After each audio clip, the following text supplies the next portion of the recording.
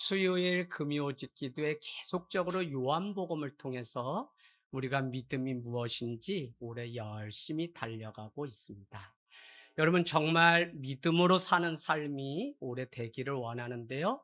믿음은 생명이 있어서 자라고 작아지고 하는 일들이 있습니다. 그래서 믿음이 계속적으로 더 큰 믿음으로 자라나기를 원합니다. 우리의 육신이 아프면 우리 어디 가죠? 병원에 가죠, 병원에. 그런데 여러분, 우리의 영혼이 아프면 어떻게 해야 될까요? 육신이 아프면 날마다 병원에 가서 의사의 진단, 디고노시스라고 하는 진단을 받게 되는데, 우리의 영혼이 아픈 일은 내가 스스로 날마다 내 영혼을 점검하고 성찰하는 일이 필요합니다. 그래서 여러분 그냥 오늘 예배 드리시면 안 되고요. 내 영혼을 주님의 말씀 앞에 비추고 점검하고 내가 어떻게 살아가는 자인지 날마다 스스로 진단하는 이 일이 필요해요. 육신이 아프면 병원에 가잖아요. 그러면 그 병원에서 의사가 이렇게 얘기합니다. 당신의 이상 상태를 보니 병명은 이것이고 당신의 치료법은 이것입니다. 라고 얘기를 한다고요. 그런데 중요한 것은 우리의 영혼에 있어서도 날마다 진단이 필요해요. 여러분, 진단이라는 것은 분명한 진단이 있을 때 치료 방법이나 치료할 수 있는 방법도 우리가 찾을 수 있는 거지, 이 진단이 없게 되면 대충. 그래서 저는 여러분 지금까지 최고의 만병통치약은 노르무산이라고 하는 걸로 알고 있어요. 왜냐하면 어려서 보니까 배가 아파도 머리에 열이 나도 어머니가 한 숟갈 푹 터서 먹으라고 하는 게 뭐냐면 노르무산이었어요. 그래서 노르무산이란 약은 뭐든지 그냥 먹으면 다 낫는가 보다 했는데, 어머니는 그것을 드실 때마다 자기의 위로는 될지 몰라도 그것이 정확한 진단도 방법도 아니었어요. 그러면서도 계속 우리는 그와 같이 잘못된 진단을 가지고 잘못된 방법으로 살아가요.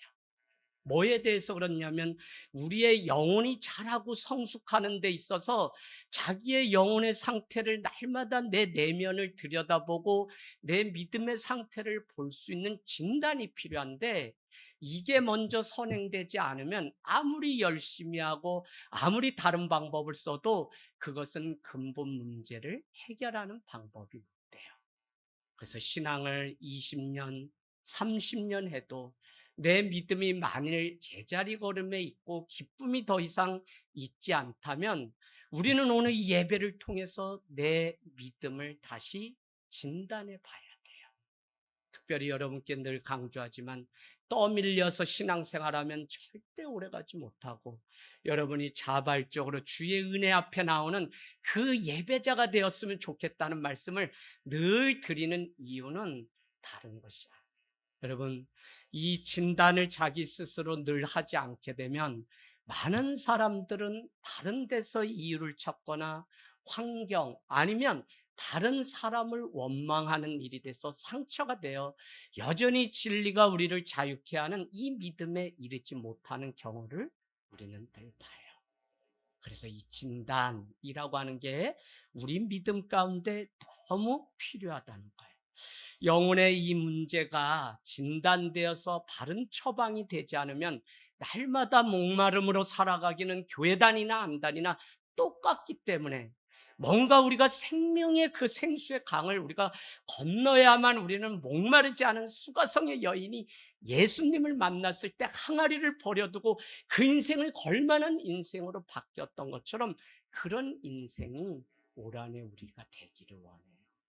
여러분, 내 자신을 먼저 진단하는 그 과정이 있을 때 우리는 말씀을 읽고 듣고 지키는 자의 자리에 갈 수 있습니다. 정확한 진단이 없으면 그냥 열심히 하면 된다고 하지만 그 일이 평생 나를 괴롭히고 죽이는 일이 될 때가 있어요. 그래서 내 모습을 날마다 진단하고 돌아보는 이 일이 예배에 오면 진단하셔야 돼요. 그렇지 않게 되면 자꾸 내가 좀 쉬면, 내가 뭘 놓으면, 내가 안 하면, 이래서 뭐 다 내려놓으면 내가 산다고 생각하지만 결국 그것이 자기의 믿음을 크게 만드는 일이 아니라 잘못된 진단으로 인해서 오히려 믿음의 길에서 떠나는 것을 우리는 많이 봐요.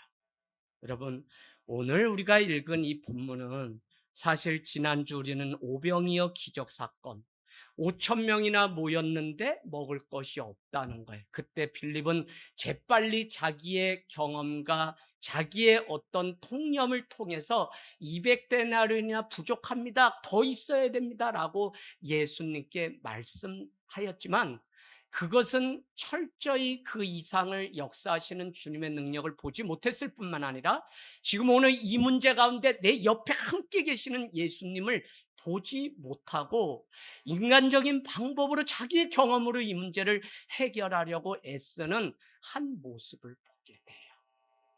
그런데 여러분, 중요한 것은 오늘 이 기적 사건이 15절로 단락이 끝나는데 저는 지난주에 13절로 마쳤습니다. 그 이유는 오늘 우리가 기적을 베푸시고 표적을 베푸시는 그분이 예수 그리스도이심을 우리가 분명히 만났다면 우리는 그 다음에 무엇을 가지고 고민해야 되냐면 예수 그리스도를 따라 사는 삶이 무엇인지, 믿음으로 사는 삶이 무엇인지를 우리는 고민하고 그 이상으로 나가야 되는데 많은 사람들은 그냥 배부름을 채우는 그것에 만족하며 여전히 신앙생활을 한다.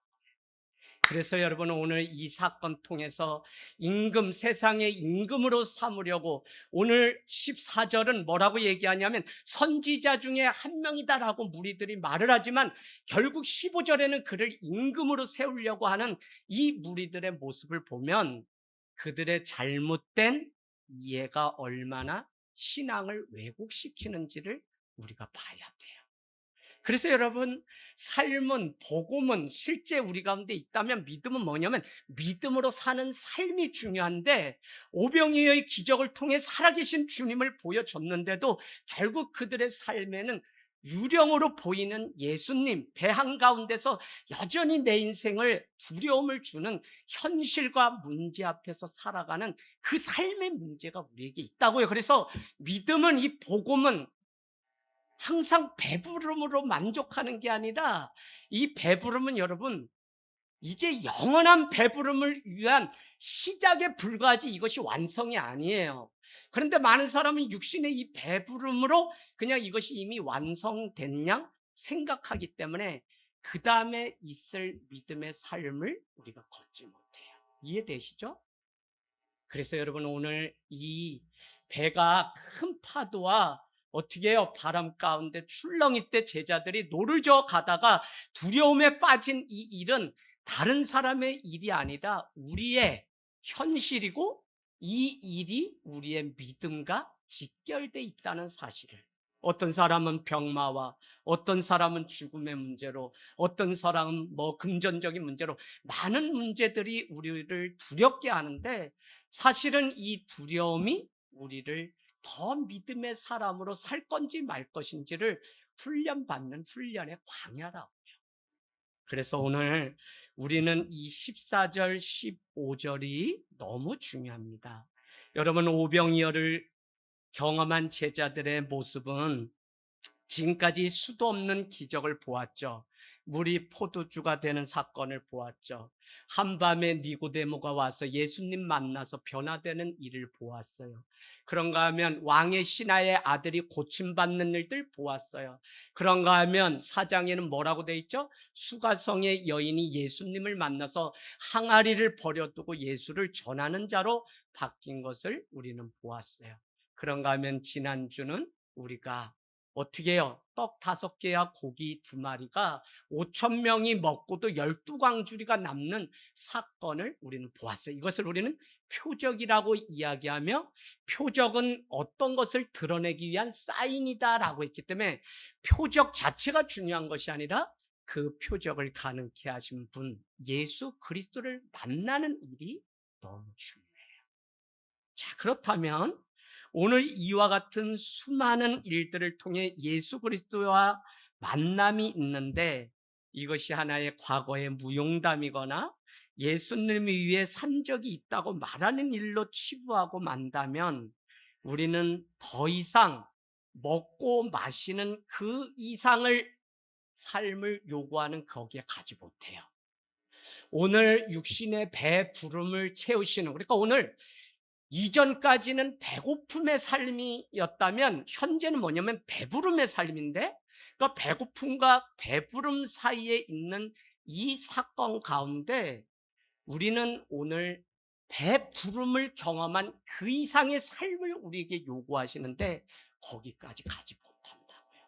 그래서 여러분, 정말 오래 이 들려지는 말씀이 내 삶에 어떻게 연결해야 되는지를 우리가 계속적으로 고민하고 이 말씀 가운데 붙들려 살아야만 말씀이 생동하는 신앙이 돼서 우리의 삶을 변화시키고 새롭게 하는, 여러분, 오늘 배고픔을 당한 사람은 백성이에요. 그 배고픔을 해결해 주시는 분은 예수님이에요. 여러분이 살아가면서 문제는 내가 당하지만 그 문제를 해결해 주시는 분이 예수님이라는 이 사실만 기억해도 여러분의 발걸음은 늘 주님 앞에 있다고 믿습니다. 어떤 상황 속에서도 배고픔을 배부름으로 바꾸시는 창조주가 바로 예수 그리스도이심을 우리는 지난주 말씀을 통해서 보았어요. 자녀를 돌보시고 채우시고 찾아오시는 하나님. 그래서 문제가 해결되었는데, 그렇다면 여러분, 모든 문제가 다 해결되었냐고요? 그렇지 않잖아요. 오늘 배고픔이 해결되었다고 해도 내가 이 땅에 존재하는 이유를 알아야만 우리는 그 존재하게 하신 그 이유에 맞는, 그 이유를 성취하는 그 삶을 우리가 살아내야 되는 삶이 있다고요. 이해되시나요? 여러분, 오늘 이 기적을 통해서 믿는 신자가 살아내야 되는 그 이유를 설명해 주었다고요. 그러면 그 이유에 맞는, 목적에 맞는 삶을 우리가 살아내야 되는데, 우리는 수도 없는 말씀을 듣고 기적을 보았는데 우리를 살려주시고 문제를 해결해 주신 그 이유가 분명히 있는데 그걸 뛰어넘지 못하고 살아내지 못하면 이 말씀은 그냥 없어지는 거예요. 그래서 내가 생각한 그게 아니라 정말 말씀을 따라가서 말씀이 오늘 내게 주신 그 이유에 부합된 삶을 살아가려고 노력하고 경주하는 일이 우리에게 필요합니다. 할렐루야. 여러분, 이거 청년의 때 도전하셔야 돼요. 청년 때 세상이 이렇고 저렇고 해서 너무 믿음 가지고 살기 어려워요. 인정해요. 그런데 여러분, 또 한편으로는 사단이 그렇게 우리를, 영혼을 진단하지 못하고 우리의 영혼을 갉아먹기 위해서 계속 더 센 세상의 힘, 파워를 우리에게 보여주는데 우리는 정작 준비하지 않고 그 방법을 준비하지 않으면 우리 무너지는 거예요. 여러분, 결혼하죠. 이제 대학도 가요. 군대도 입대합니다. 그러나 그 안에 어떻게 살아야 되는지의 그 이유와 그 이유를 주신 주님을 바라보는 그 은혜가 있을 때 오늘 배부름 그 이상으로 나아가는 삶이 있다는 것입니다. 그것을 위해서 우리는 반드시 생각해야 되는 것이 있는데, 내가 지금까지 어떤 배고픔의 과정을 겪었고 어떤 배고픔의 그 과정 속에서 내게 베푸시는 하나님의 은혜를 경험했는지 우리는 어떻게 하라 그랬어요? 수요 금요일에 기억해야 돼요. 자꾸 내가 은혜 받은 건 있는데 다 까먹어요. 세상에 다 빼앗겨요. 그러면 안 되고, 지금 내게 있는 이건 당연한 게 아니라 하나님의 은혜로 우리가 사는 것인데, 그러면 이 은혜가 있기까지, 이 배부름, 배고픔을 해결하기까지 이전에 내 삶은 어땠고 현재 내가 무슨 은혜로 이렇게 살아가고 있는지를 여러분은 생각하셔야 돼요. 여러분, 첫 주, 셋째 주는 소그룹 모임하고 둘째 주는 뭐 소그룹 리더 또 부장단 모임, 올해는 조금 더 이렇게 해서 실제적인 자기의 역할. 근데 그 중에 하나는 개척에서 6년 차까지 제가 했던 게 뭐냐면, 여러분 다음 팟에 찾아보면 나오는데 인문학 강의를 하려고 해요. 그 중에 첫 번째 4월에 하려고 하는 제목은 뭐냐면 생각하는 그리스도인. 덮어놓고 그냥 아멘, 덮어놓고 그냥 아멘이 아니라 한 주에 이 말씀을 좀 생각하면, 그래서 성경에는 뭐라고요? 생각하지 말라. 또 어디에는 생각하라. 그래서 그게 뭔 얘기인지 제가 좀 설명할 건데, 생각하지 말라는 것은 뭐죠? 생각해 보면 그것이 말씀이 아니라 너의 인간적인 생각이고 분위기 때문에 그 이상을 생각하지 말라는 것이기 때문에 생각하라는 거죠. 그래서 여러분, 생각하는 그리스도인이 되지 않으면 마지막에 그냥 우리가 다 사단의 밥이 돼버리는, 여러분 1년에 10,000개 교회가 솔직히 없어지고 있어요. 저도 저 때가 이제 마지막 교회 시대가 될지도 몰라요. 그런데 저는 정말 우리가 믿는 주님이 맞고 작아도 우리가 예수 그리스도를 분명히 믿는 믿음이 있다면 그 교회는 이 마지막 때 크게 쓰임받고 부흥이 돼요. 제가 여러분 설교자라고 싶은 마음은 전혀 없어요. 그러나 정말 기도하면서 믿음으로 여러분에게 선포하고 싶고, 정말 여러분이 이것을 믿음으로 받아서 삶 가운데 이전의 그 삶이 아니라 이제는 좀 새로운데, 권사, 장로, 목사 이런 거 직 다 내려놓고 성도로서 거룩한 물이 되어서 우리가 좀 살아가는 삶의 도전을 좀 받자고요. 그래야 자녀들이 그 도전 그림자를 보고 또 따라오잖아요. 할렐루야. 여러분, 정말 큰 믿음에 대한 사모함들이 있길 원해. 14절 같이 읽습니다. 시작. 그 사람들이 예수께서 행하신,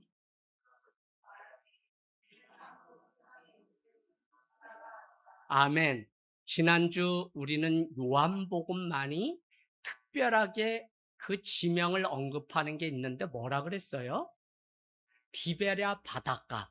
디베랴 바닷가는 우리가 잘 아는 갈릴리 바닷가, 게네사라 호숫가라고 하는 이름인데, 이 요한복음은 특별히 이방인들에게 철학적으로 이 예수 그리스도를 증명하는 게 이 요한복음이기 때문에 어렵다 그래서 여러분이 제 설교도 어려울 수 있어요. 그런데 저도 변증학적으로 지금 설교를 하기 때문에 여러분이 다시 듣고 또 들어야 되는데, 디베랴 바다라고 몇 번을 언급한 곳은 이 요한복음밖에 없는데, 당시 로마의 황제가 디베리우스고 이 한 곳의 갈릴리의 분봉왕이 누구였다고요?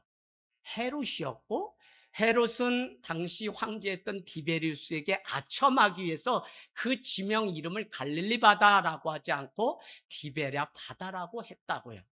그러니까 오늘 이 오병이어의 기적의 사건은, 세상은 지금 디베루스가 통치하고 지배하는 세상인데 예수 그리스도가 오시면 하나님의 나라가 세상의 그 막강한 힘을 밀어내고 하나님의 나라가 이 땅 가운데 이루어질 것을 선포하기 위해서 우리에게 계속적으로 디베랴 바다라고 얘기를 했다고요. 여러분, 바로 이곳에 오병이어의 기적을 우리에게 보여주셨는데, 우리가 이 표적, 기적, 은혜를 경험할 때마다 진실로 이 세상을 구원하시는 분이 예수 그리스도다라고 하는 그것을 봐야만 우리는 온전하게 이 표적의 참 의미를 알게 돼요. 그분이 내 삶을 영원한 생명으로 이끄시고 그분이 생명의 강가로 우리를 초대해야만 우리는 목마름을 해결하고 생수의 강이 우리 가운데 넘칠 수 있다. 여러분, 정말 주일이면 저를 비롯해서 오늘 얼마나 때깔이 좋으세요.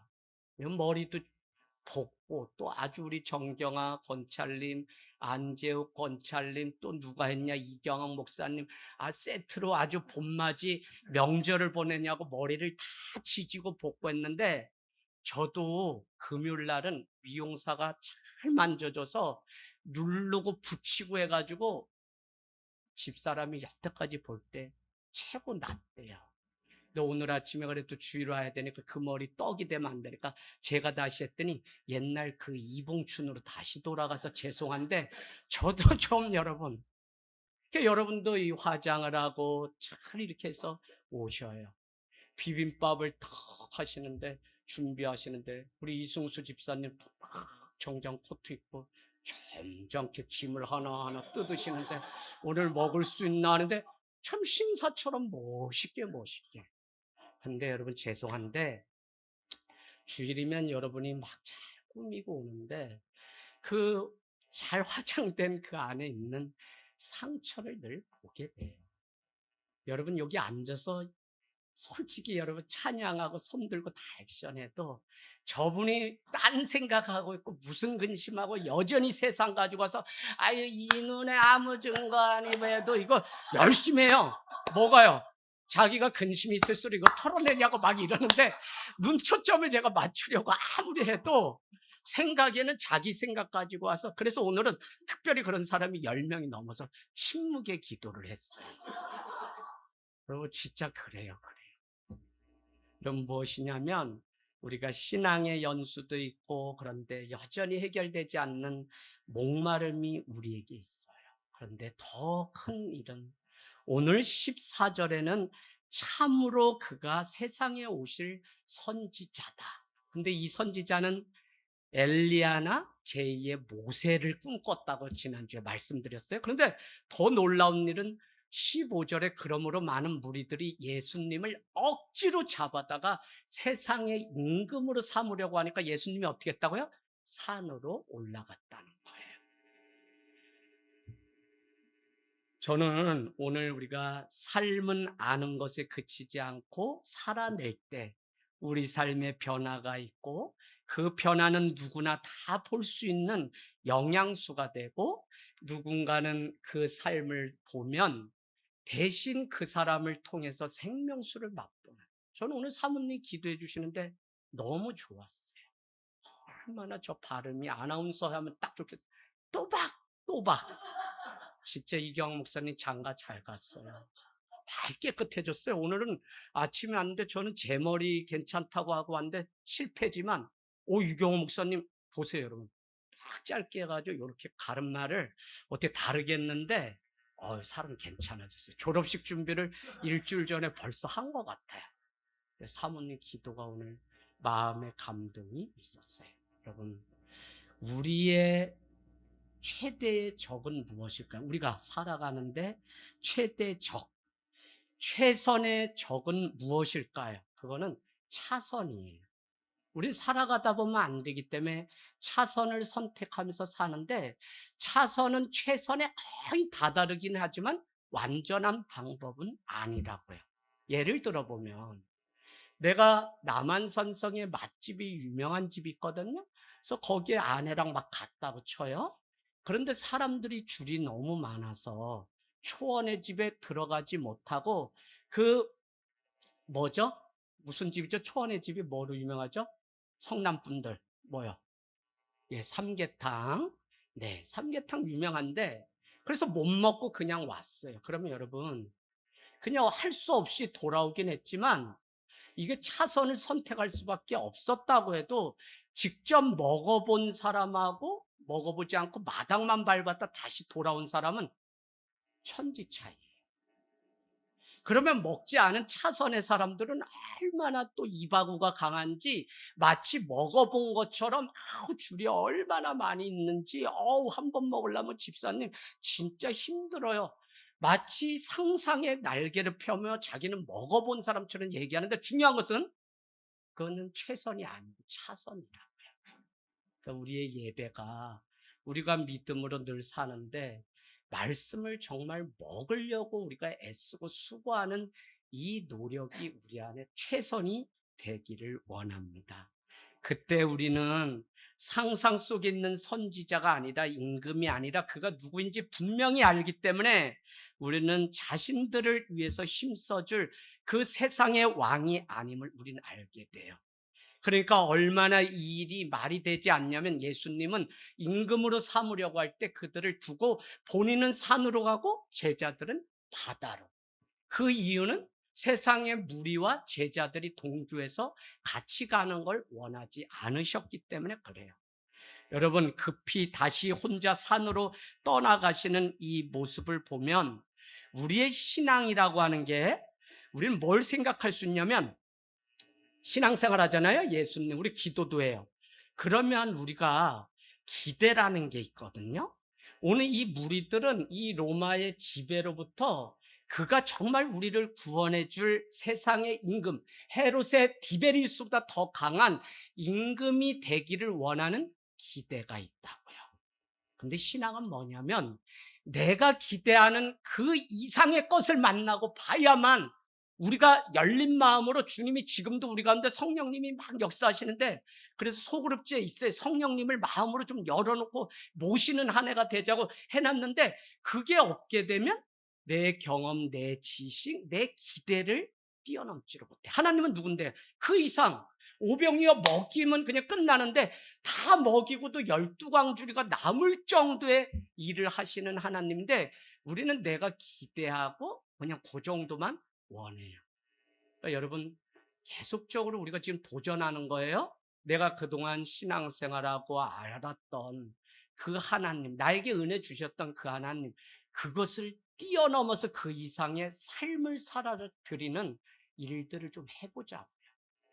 그래야만 이 교회가 이 마지막에 생명이신 예수 그리스도를 온전히 우리가 살아내고 닮아가서, 누군가는 이 작은 교회 하나 때문에, 작아도 좋아요 여러분. 근데 진짜가 좀 있으면, 여러분 카피 인생으로 적당히 살면 안 되고 복사 계속 해낼 수 있는 카피가 아니라 정말 오리지널 인생.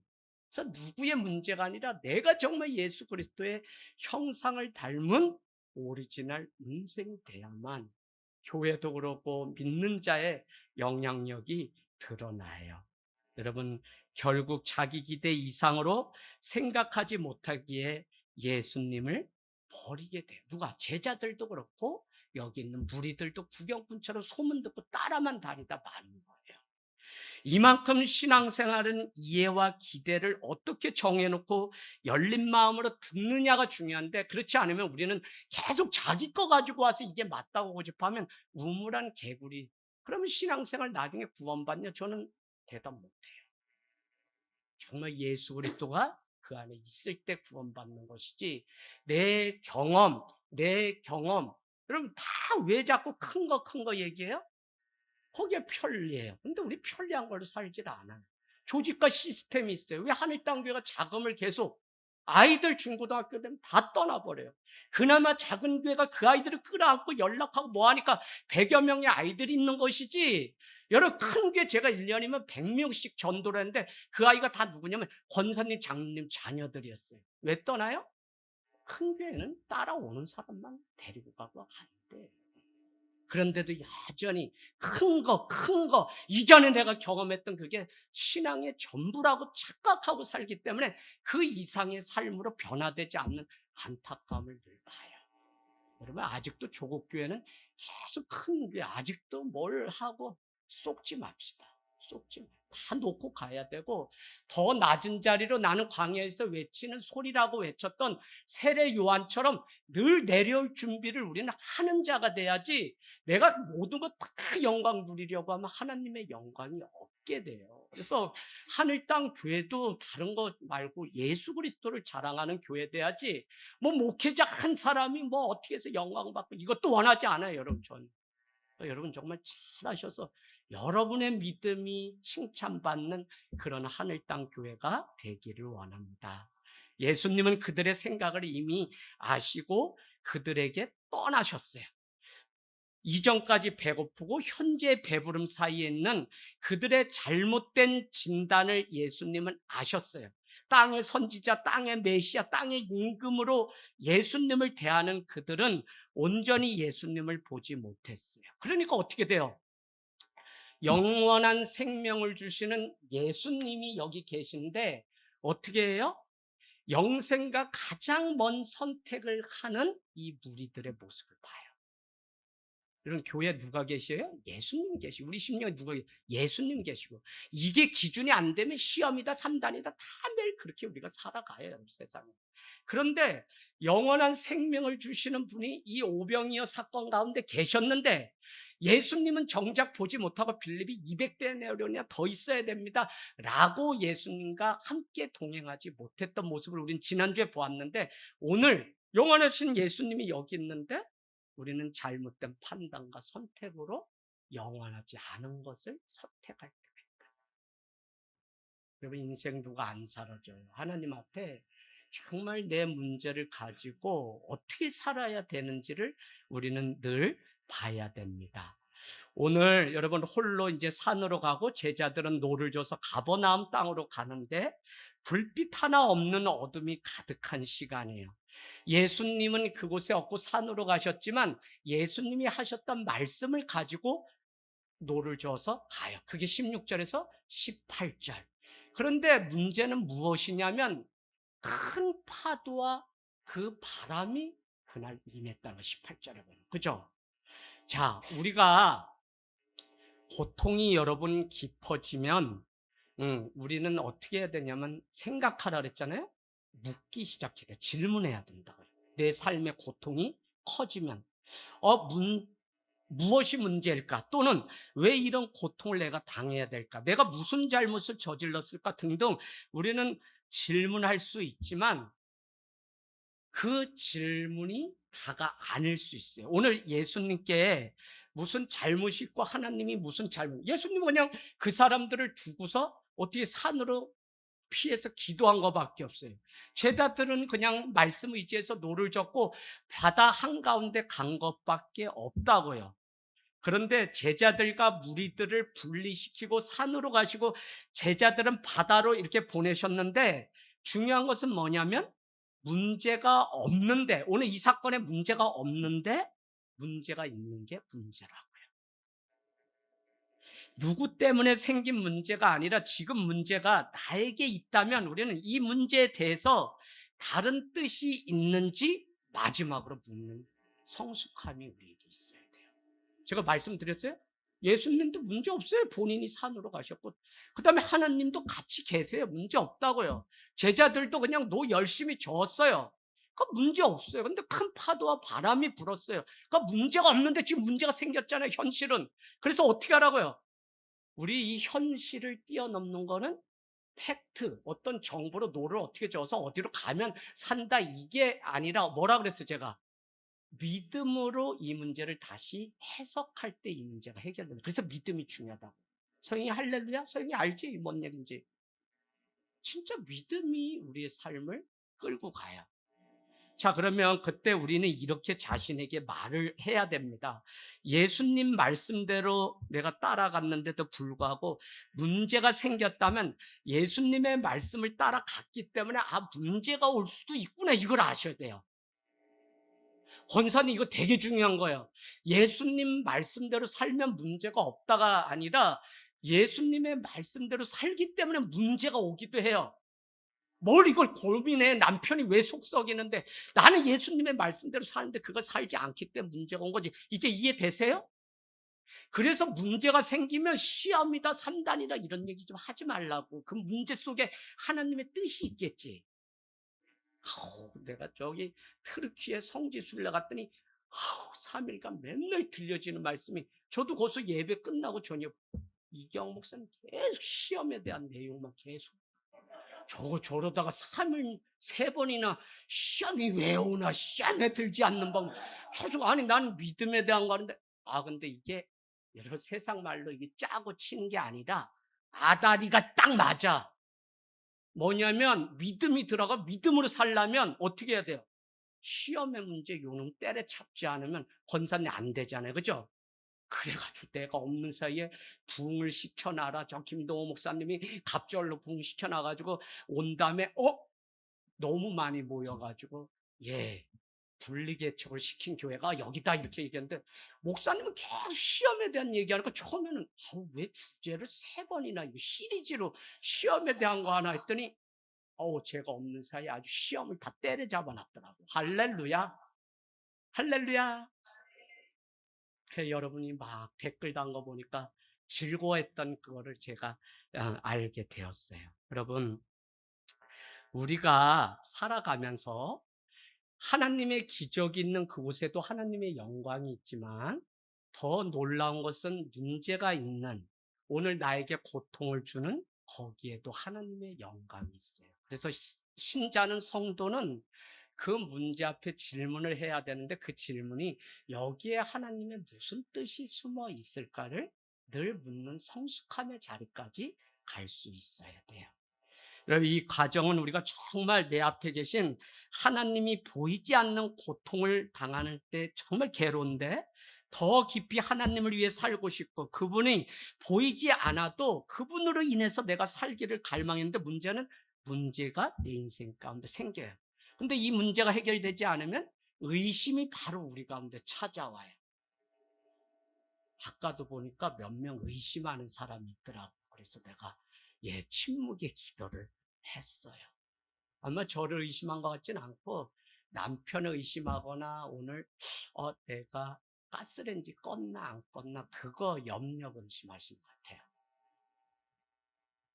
여러분 오늘 우리 김미선 집사님 울산에서 잠깐 왔는데 목사님 왜 차 시동을 안 껐어요? 그래서 무슨 소리야? 차 시동 다 껐지 하고 갔더니 우리 왜 시동 바로 끄지 않고 예열 잠깐 하잖아요?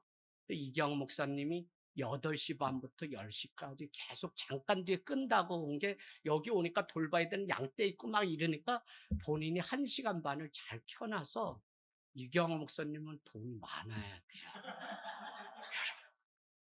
왜 걱정이 되지? 근데도 이게 의심하면 의심이 되지만 거기에 전혀 생각이 없으면 내가 켜놨는지 말았는지 보지 않았으면 오늘 저도 보니까 이제 완전히 연소가 돼가지고 연기도 별로 안 나오는 걸 소리로 바로 옆에다 차를 주차해놨기 때문에 소리가 나는데 저거 왜 안 껐어요? 이러더라고.